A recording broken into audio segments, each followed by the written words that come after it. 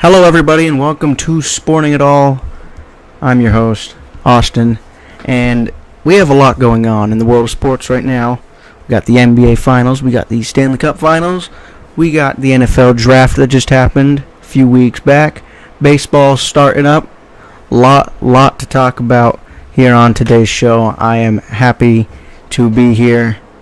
I am very excited because, well, not because my Celtics lost, not because my Bruins lost, but because of the off-season that we are about to approach and about to get to, and how exciting it's going to be, or maybe not. So, the Boston Celtics just won 55 games without their second-best player in Gordon Hayward, won those 55 games without Kyrie Irving at the end of the season, and they got to Game 7, one win away from the NBA Finals. Without both those guys, without Daniel Tice, who's an underrated center, I think he's an amazing player, and he would have been great help in that Game 7. Great rebounder, great scorer. He can get inside. He can bully people inside. He's great. Without Shane Larkin, yeah, he's not that great of a player, but he can get out there. He can give Rozier some rest. Who we saw needed it. Terry Rozier. Here's his stats. All right, it's embarrassing, really. He went 2 for 14, 0 for 10 from the three-point line. That is not good. That is terrible. Jaylen Brown didn't do too much better. He couldn't hit a shot. He had a wide open three at the end of the half. No one was around him. Closest guy was probably 10 feet. Threw a Lonzo brick. That's what I like to call it right there. It was traumatically terrible. They were just very, very bad. Here are the team stats for the Boston Celtics. Shot 34.1%, 7 for 39 from 3. That's at 17.9% from 3. This is just 14 for 19 from the line. So they didn't get to the line that much, and they missed 5 of them. You got to make your free throws. Total rebounds, they were actually tied 52 apiece, even though I thought, they actually had 11 offensive rebounds. So on the glass, they were not too bad. But, after a strong first quarter, you can't just drop off. You can't do that. We look at the box score. They were outscoring Cleveland 26-18 at the end of the first quarter. Then got obliterated the rest of the game. They didn't outscore them in a single quarter after that. Not so much obliterated because the Cavs didn't play well. They only shot, 9 for 35 from the 3 line. That isn't great. So you have a team that shot 9 for 35 from the 3, scored 87 points, and you couldn't win the damn ball game? Come on. The Boston Celtics were playing like a JV high school team, and it did not look pretty at all. Over the course of Kyrie's absence, the end of the regular season, the playoffs, over the course of that time, people were saying, oh, Terry Rozier, he's great. Terry Rozier, he could be their starting point guard. He wants to start. We see he can score. First start of his career, put up a triple-double. Fantastic. He can play. Let's trade Kyrie Irving. We can get a lot for Kyrie Irving. And I'm over here reading these comments. It was on Facebook, and, other people have said it. And I'm reading this, and I'm thinking to myself, are you insane?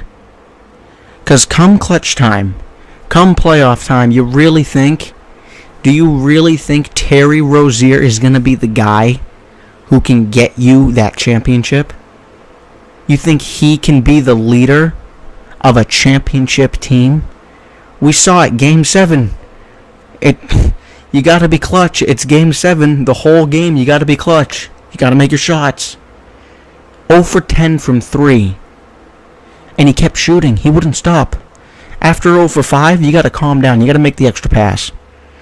He shot us out of the game. He shot the Boston Celtics out of that game. Cavs put up 87 points. 87 points. You couldn't win the ball game? Really? And you could say 5 of those points were in garbage time. So 82 points. You couldn't win the ball game? You kidding me? Really? You think Terry Rozier can lead a championship team? Because I don't think so. Kyrie Irving and Gordon Hayward are going to come back. They're going to come back. They're going to do what they were brought here to do. That's score. That's play defense. Brad Stevens got some defense out of Kyrie Irving. Kyrie Irving played no defense in Cleveland. He didn't have to. He had LeBron James. He had K Love. He didn't have to play defense. His job in Cleveland was to score the basketball. He did just that. His job in Boston is changing. He needs to play defense and score. But he showed that he could do that just fine. He developed into a very good defender. Then he needs knee surgery. Messed up his face. He had nasal surgery. But this upcoming season, next season, when October comes around, and you got a full squad, you got that same bench, maybe a tweak here and there, like Danny Ainge was saying. Danny Ainge said he wanted to keep relatively the same team, the same core. Horford, Irving, Brown, Tatum, Hayward. That starting five will win you a championship. People might not agree with me, but think about this. Golden State Warriors in their 4th straight finals with the Cleveland Cavaliers. If the Celtics, you know what, I'm just going to say it. When the Celtics play the Warriors in the finals next year, because unless the Rockets add an extra piece, you know, someone's going to go down. Chris Paul is unreliable. He just gets injured. We saw it. They were up 3-2. They had 2 chances. Chris Paul's out both games. Harden shoots him out of the game. They didn't play so well either. But unless the Rockets add another piece, an important piece, I don't think they can get by the Warriors. The Warriors are that good. But the Celtics, who have the best record in the regular season against the Warriors over the past 3 or 4 years, if they meet them with those 5 guys starting, oh my goodness. The Celtics and the Warriors are going to have one of the most exciting series I have ever seen. Cavs Warriors, that's no fun. That's boring. And not so much because it's the 4th straight, but because it's going to be a 4 or 5 game series. Warriors are going to mop the floor with the Cleveland Cavaliers. LeBron is going to go back, walk down that tunnel, take off that Cavs jersey, maybe for the last time. Is he staying in Cleveland? Is he going to LA? Maybe Houston. Maybe Philly. Everyone's speculating that. I don't really know. I'm guessing he's going to the Lakers, but that's a different story. So, people don't think the Celtics with Hayward, Irving, Horford, Tatum, Brown, who Tatum led the team in points during the playoffs, averaged almost 14 a game in the regular season. He's a rookie, and he looks like he is good for this league. I don't like LeBron too much, but he even said it. He's meant for this league. Jason Tatum is going to be a baller, is basically what he said. And I actually agree with LeBron for once in my life. Anyway, so I heard this. I heard Stephen A. Smith say this on his podcast or whatever. I was listening to it in the car with my friend. And he was saying, oh, what if the Celtics trade Kyrie Irving for Kawhi Leonard?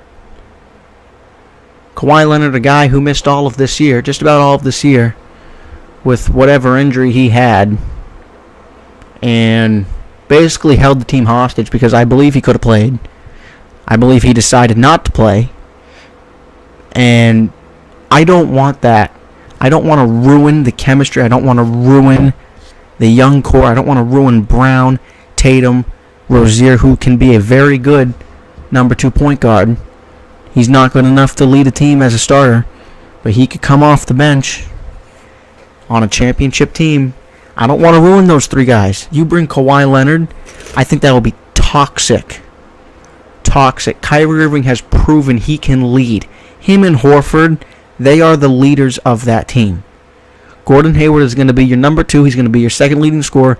Tatum and Brown, your young guys, they're going to be, the guys who bring the energy. If they bring Marcus Smart back, which that's a whole different story. He thinks he's worth more than 12 to 14 million, but I don't think so. You shoot bricks like that guy. I can't give you 14 mil.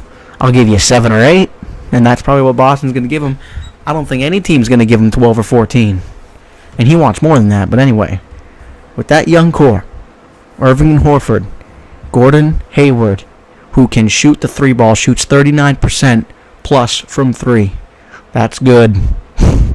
That's good, and clearly after what we saw Game 7, they need that. The Boston Celtics will win the NBA Finals next year. I believe they will beat the Warriors 6 games. Celtics Warriors next year. Now, if the Rockets add LeBron James, it's a whole different story. Maybe. Because if they add LeBron James, what's their bench going to be like? Who are they going to have on their bench? All your money's going to Harden, Paul, and James. Who the hell are you going to have on your bench? You're going to have to get rid of some guys. Maybe Tucker, Gordon. Jeez, that would be a mess. But anyway, Kawhi Leonard to the Celtics, really? I mean, yeah, Kawhi Leonard's great. Top 5 player in this league, no doubt. Some people might not agree with me with that, but what I saw when he played, holy crap, he's good. But we don't need Kawhi Leonard. I think the Celtics are perfect just the way they are. I think the Celtics can win the chip next year. I have no doubt about that. I think Kawhi Leonard to the Celtics is just, a funny joke, really, by Stephen A. Smith. I think, just kind of putting out rumors. Is Kawhi going to lead? I think so. I would not be surprised if he leaves, but is he going to go to the Boston Celtics? I don't think Danny Ainge would do that. Danny Ainge he's not like that. I don't think Danny Ainge would ever trade Kyrie for Kawhi. If Kyrie is going to get traded, it's not going to be for Kawhi Leonard. They don't need Kawhi Leonard. They got Tatum. They got Brown. They got Hayward. They don't need Kawhi Leonard. Sorry. I think they're fine without him. You got Smart, you got Rozier, you got Morris, these rugged, these energetic names coming off the bench. They're a very good defensive team. You bring their 2 leading scorers back, ho, ho, ho. I'm just excited. I'm excited for next season. Let's move on, shall we? So, I was talking about briefly the Warriors and the Rockets. And what I want to look at real quick is James Harden. All right. He is the leading candidate for the MVP vote. Now, a lot of people, based off of what they've seen in the playoffs, how James Harden has choked yet again, and how LeBron James has thrived yet again. LeBron James has played his brains out, really. LeBron James has been a baller. He has been great. James Harden, not so much. But do we remember what the MVP is? The MVP is a regular season award. It's not a postseason award, fellas. And in the regular season, James Harden played 72 games. He played amazing. Most points in the league. Great passer. Doesn't rebound as much as LeBron. But then again, you actually got some rebounders inside. LeBron, who does he have inside to rebound? Kevin Love? Kevin Love is weak. He can play, but he's a weak defender and he can't get up for boards. And Tristan Thompson was invisible this season. He showed up in the playoffs, which was good. Good for the Cavs, but regular season? Nah. James Harden's the MVP this year. I don't want to hear about it anymore. It's a regular season award. LeBron James outplayed him in the postseason. That means nothing towards MVP. James Harden will win the MVP. Sorry, LeBron. Bye-bye. You will not win the MVP, and you will now be 3-6 in the finals after the Warriors mop you. It's just going to be sad. So LeBron James making his 8 straight finals. He's going to be 3-6. There's no way he's winning these finals. People are saying, oh, is he better than Jordan? That's become a thing now. Now, I have already released my list of the top 10 best NBA players. That list has been edited a little bit. It's the same amount of guys, but different order. I believe I put them in a different order. I just edited my list and I moved LeBron James up 1. He is now 5. He's still behind Jordan, Kareem, Magic, and Bird. I can make a good case with all 4 of those guys that they are better than LeBron James. Everyone's like, oh, LeBron James, he has a bad supporting cast. You really think this is a championship team? Really? Yeah, it's a bad supporting cast, I'll give you that. What about last year? He had Kyrie, Kevin Love, Really? Year before? I mean, they won a championship. 2016. Why couldn't they do it last year? LeBron James went to Miami. Oh, not 4, not 5, not 6, not 7, not 8. We're going to win it. Every championship. Ooh. You went 2-2. You lost to the Dallas Mavericks in 5 games. You got swept by the Spurs. Spurs are great, but you got swept. You couldn't even take a game with Bosh and Wade and that strong supporting cast. Really? Here's what I'd like to say.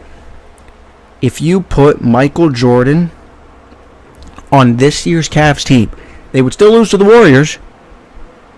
I think with LeBron they'd get swept. With MJ it would be 5 games. That's how bad this team is. But anyway, you put Michael Jordan on these Cavs, you really think it would have gone 7 games with the Pacers? No. MJ would have taken that series in 5 games. Swept the Raptors, MJ would have done the same thing. Celtics, without the 2 best players, with Brad Stevens, I think he'd steal a game. He'd steal maybe 2 games. He would have beat him in 6 with a couple blowouts.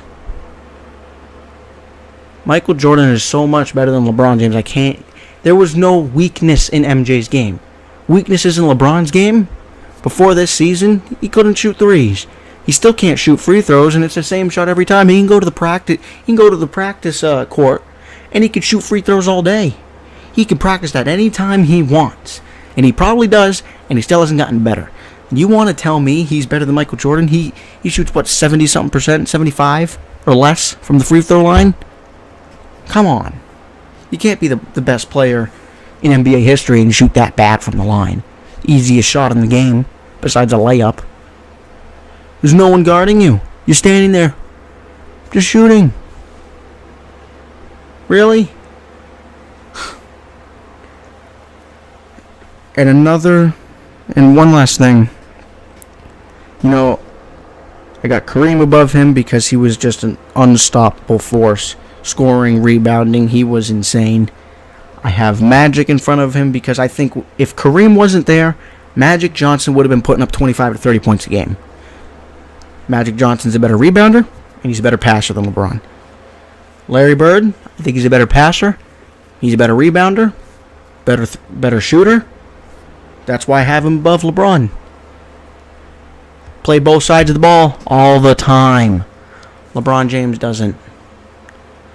LeBron James decides, I'm not going to play defense this possession. I'm not going to run back. And, he blocked Rozier. Game 7, he had a huge, amazing block. Huge block on Rozier. And he just stands on the other end. He doesn't get down to he just looks down at what's happening. He doesn't get down there. If you want to be considered better than Michael Jordan, you got to put 100% effort. 100% effort. You can't just stand there. That's why I think LeBron James will never be better than Michael Jordan, Kareem, Magic, or Bird. So I want to briefly talk about the NFL draft because I was thinking of something about what the Cleveland Browns should have and could have done. The Browns could have scammed the system. The Browns could have gotten everything they wanted and more. And they messed it up. So if we look at the NFL draft order right now as I bring it up in a second here. I know first they picked Baker Mayfield number 1. You wanted Baker Mayfield and you took him at 1. You took Baker Mayfield at number 1. That's your guy. Now, I don't have a problem with them taking Baker Mayfield. I have a problem with them taking him out number 1. Baker Mayfield should not have been taken at 1, and here's why. Number 2 was the Giants. They took Saquon Barkley, who I think the Browns should have taken. 3, the Jets took Sam Darnold. The Jets wanted Sam Darnold. They got him. The Giants, I said it way back. I said the Giants aren't taking the QB. They've said they're sticking with Eli Manning. So why are the Browns taking Baker Mayfield at 1? They know the Giants don't want a QB. If they did, they would have taken Darnold. They know that the Jets probably want Darnold. They don't want Baker Mayfield. He's too much of a off-the-field hassle. So why don't the Cleveland Browns take who they got at 4? What's his name? Goodness gracious, can't even think of his name. His last name was Ward. He was a cornerback for Ohio State. All right, go Buckeyes, by the way. But why in the world wouldn't you take that guy, Ward, your cornerback, at 1 if that's the guy that you want? You want Baker Mayfield. He's your starting quarterback. You're like, we want Mayfield. You have the 4th pick. Why don't you take your 4th pick at 1? Because you know Mayfield will still be there at 4. And you know what? You know what? You're telling me, you're like, oh, well, that's the same thing. They still get their players. They still get their players. Here's what they could have done. They could have traded. Now, what could they have traded? They could have traded their 1st overall pick. Do you really think that guy, Ward, cornerback for Ohio State, you think he's going to save the franchise? Why not trade the number 1 over pick for players, future picks? You know the Giants, they want Barkley. You know the Jets, they want Darnold. Why not trade your 1st overall pick for the 3rd overall pick and next year a 1st round pick? The Jets would have been all over that. Hell yeah, we want that. We want Sam Darnold. Let's go. Meanwhile, the Browns are sitting pretty. Like, all right, we just stole a pick from you. We get both our guys because they'll take Darnold. Giants are still going to take Barkley. We get Mayfield at 3. We get Ward at 4.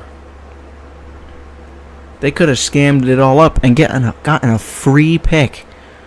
I still think they should have taken Saquon Barkley at 1. You take Barkley at 1. Who the Giants going to pick? Maybe Minka. Minka Fitzpatrick. Sorry. Maybe Minka Fitzpatrick. Maybe they would have taken Ward. They didn't want a quarterback. Maybe they would have taken another running back. Who knows what the Giants would have done if the Browns had taken Barkley. Browns should have taken Barkley 1, Mayfield 4, or made that trade if those are the 2 guys they want. If they wanted Mayfield and Ward, make the trade with the Jets, because Mayfield, if the Browns don't take him at 1, Mayfield is there until 10, 11, 12, 13, 14. He's way up there in double digits if the Browns don't take him with 1 or 4. No one else wanted him. The Browns are known for making bad decisions. All right. Was taking Mayfield at 1 really smart? I think Mayfield could be a great quarterback. But imagine if it was Mayfield. Imagine if it was Saquon Barkley.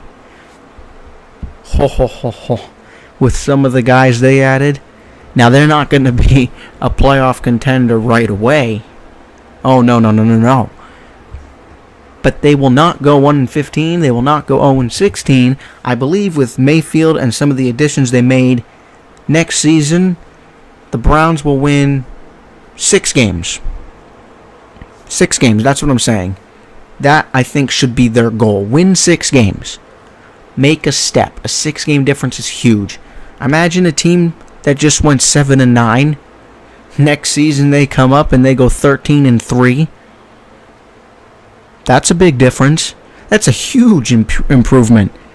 Imagine if the Cleveland Browns did that. From 0-16 to 6-10, that's a big improvement.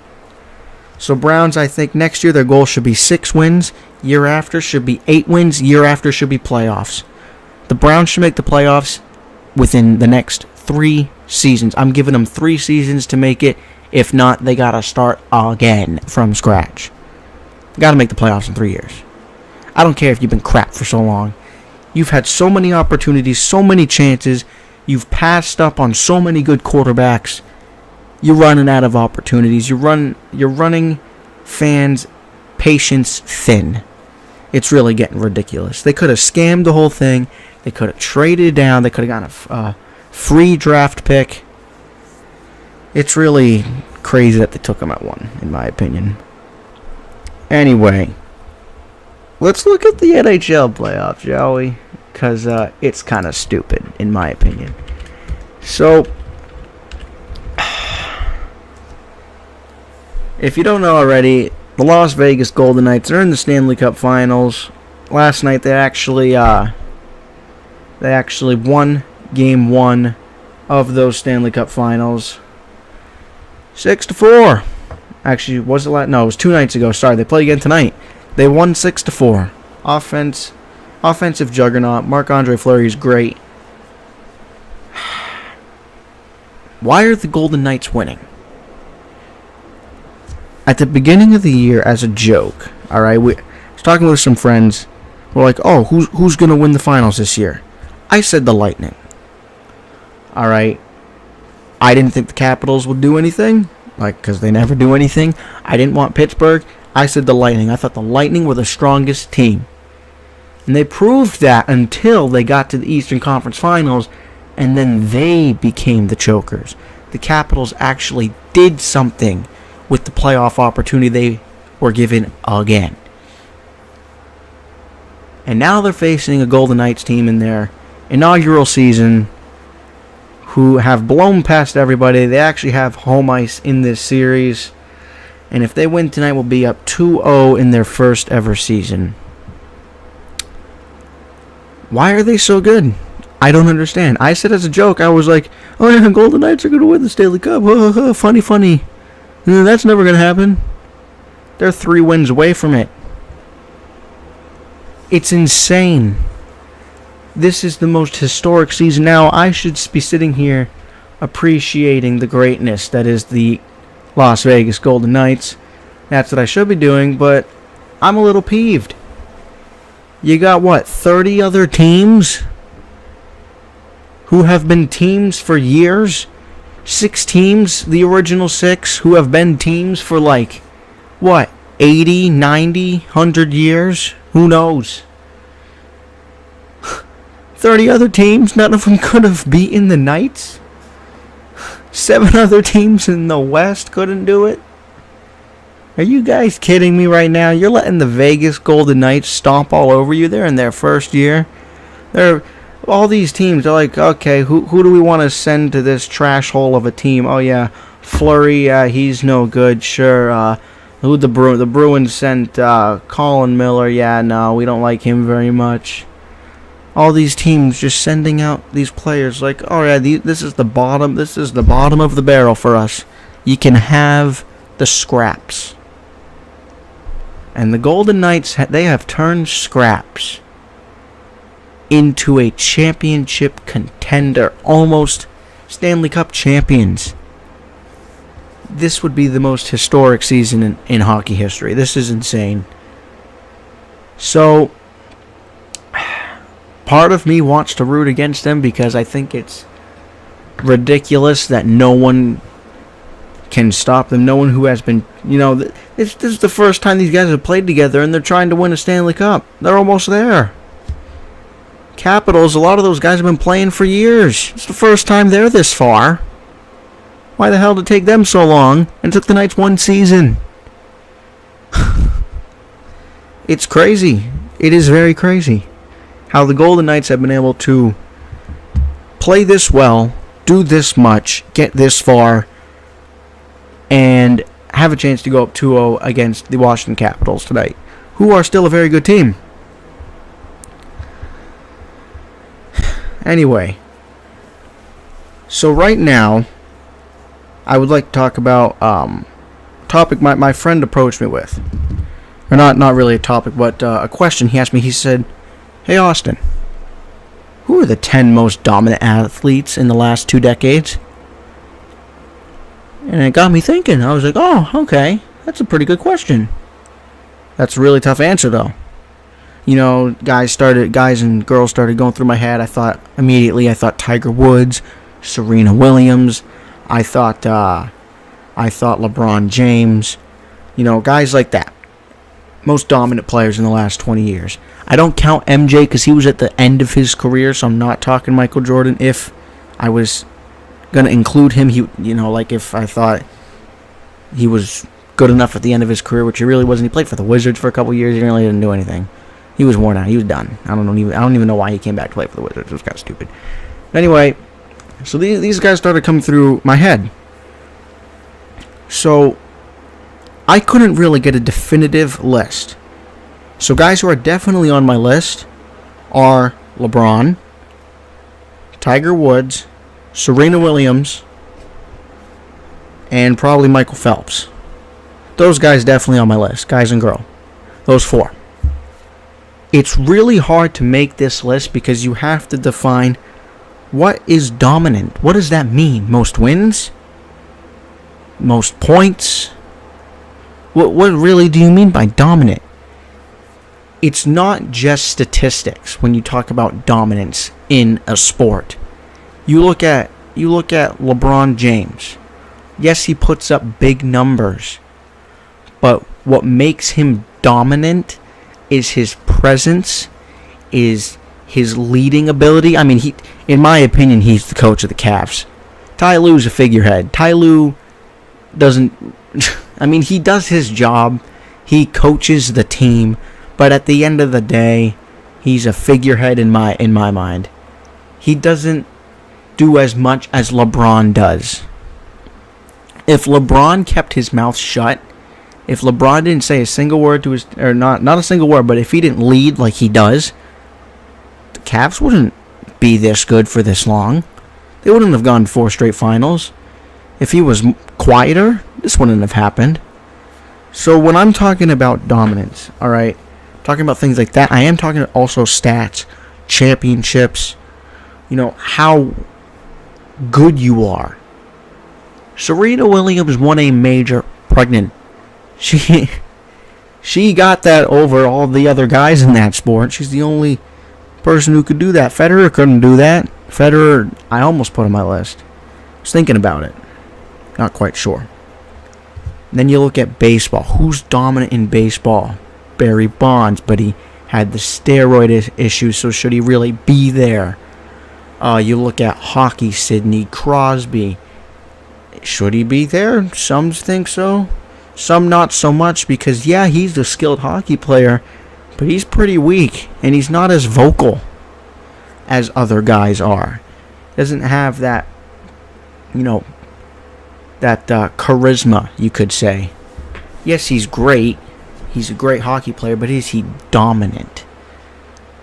You could argue against it. Who knows? But I still haven't completed my list. My list right now is those 4. I'm not sure who else can be up there. I had Barry Bonds, but the steroid thing, I was thinking about it. I was like, should he really be up there? There's all this controversy. Is he really that good? Good as his stats? Question remains. So, what I want to happen here is, you're listening. I want you to write down a list of 10 most dominant athletes last 20 years. So from 98 to 2018.